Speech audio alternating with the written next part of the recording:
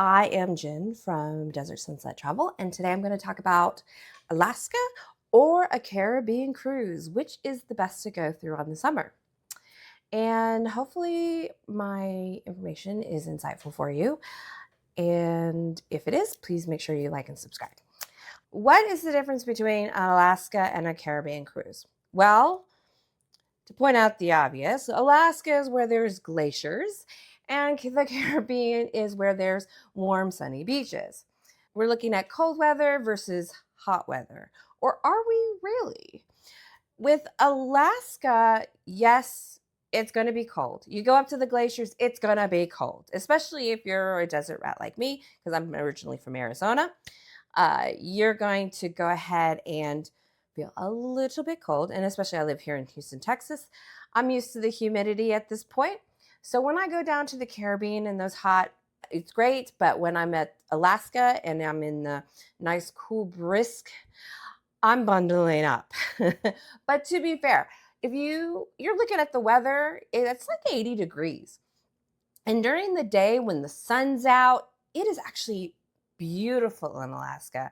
Every time I go there, I tell my husband, we've got to move here. I really want to live in Alaska. And then he tells me, remember the winters. They have this white stuff called snow. And I was like, oh yeah, I don't like snow. So I did snow when I lived in Germany, and I probably will never do it again. Besides the obvious, Alaska is also in America. So for all intents and purposes, you're like, hey, I don't need a passport for Alaska. Well, because of this really, really old shipping, boating law, all cruise lines are required to stop in at least one foreign port before returning to the United States in that closed loop. So you typically will stop into some place along the way in Canada, because between here and Alaska, between the lower 48 and Alaska, there's a big continent called Canada. So with that country there, they do have to still make the stop. There was a time where the cruise lines were able to bypass that for a little bit during COVID, but it's now back and it's fully enforced, and they do have to make a stop. Even if they don't let you get off, they still need to stop. So because of that, you still have to have a passport. And there are going to be times when you go on excursions that are actually going to bring you into Canada. If you take that railroad trip in Skagway, you're actually going to go into Canada. So you are going to want to still need your passport. Whereas for obviously you're going to the Caribbean, you're going to need a passport, or you're going to need, because we're in that closed loop, you're going to need a birth certificate and all your other normal documents that you would need if you don't have a passport. So that's one of the big differences there. The other big difference between Alaska and a Caribbean cruise that people really don't think about is that even though you're in the United States, it is very expensive in Alaska. Now you have to remember, they're pretty remote. In Juneau, the only way to get there is by ship or by plane. There is no other way to get there. So everything that's coming in there is coming that way. There are some places where there's trains coming in, but not all parts of Alaska do that. So in general, Alaska is very expensive. And if you speak to anybody who's ever lived there, they will tell you it is very expensive to live here.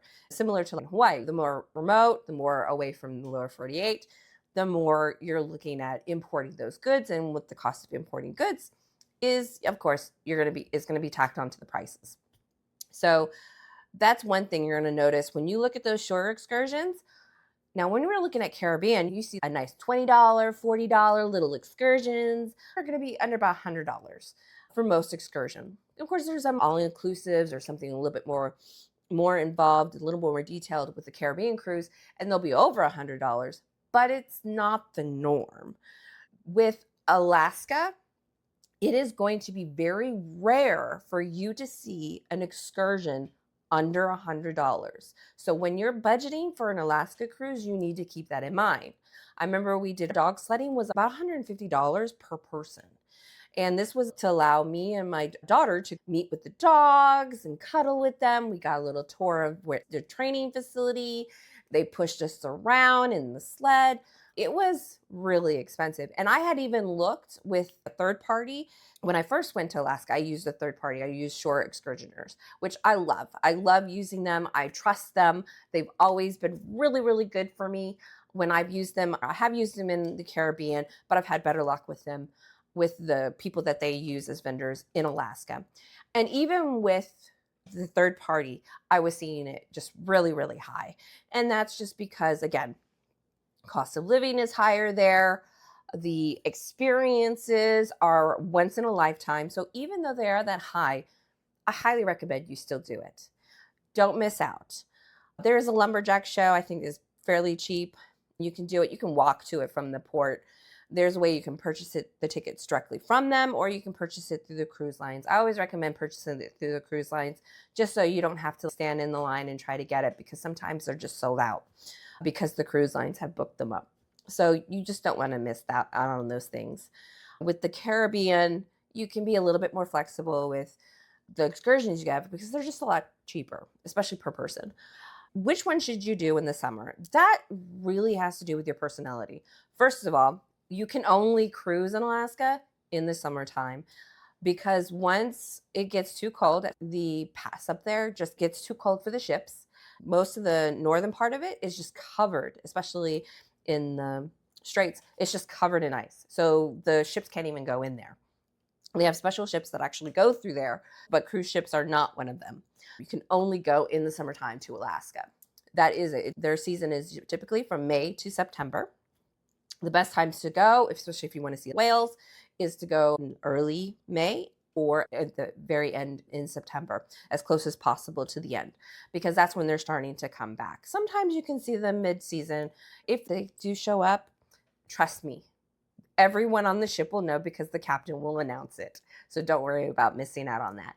And then with Alaska, the other thing that you're going to notice is that you are going along the land the whole time. So depending on how you're coming down, that's where you're going to want to pick your balcony.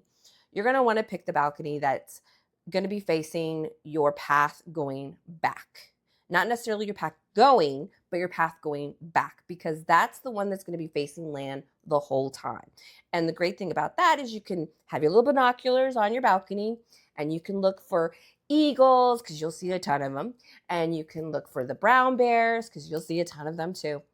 And that's the great part of Alaska. It's all about wildlife.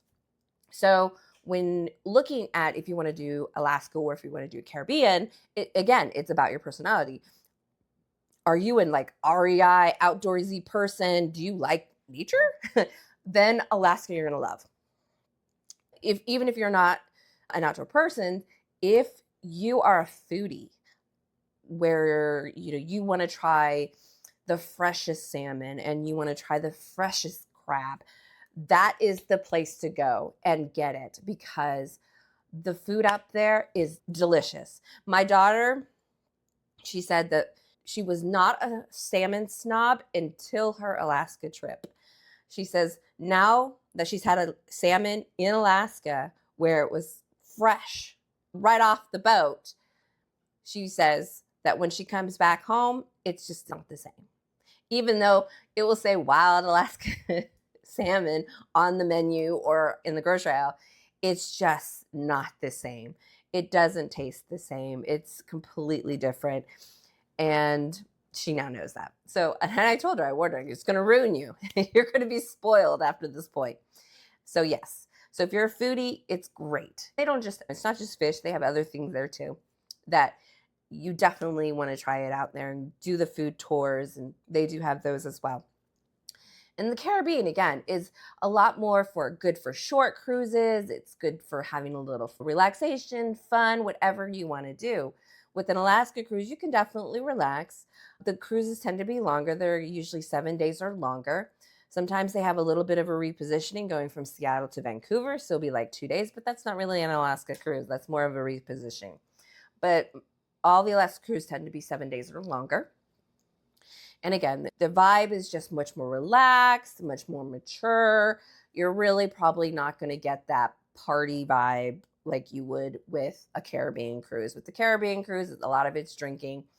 So if I was to compare a Alaska cruise and a Caribbean cruise, I would say Alaska is like drinking fine wine, and a Caribbean cruise is my Bahama Mama. That would be how I would describe that. It's just two different beasts. And of course, each cruise line does something special for each one of them. If you have any questions about what those are, please go ahead and leave a comment. And if you did go ahead and like some of my tips, or you just want to go ahead and get some more, just go ahead and subscribe, hit that bell, and it will tell you when I am posting. So again, my name is Jen with Desert Sun Travel. Have a good day. Bye.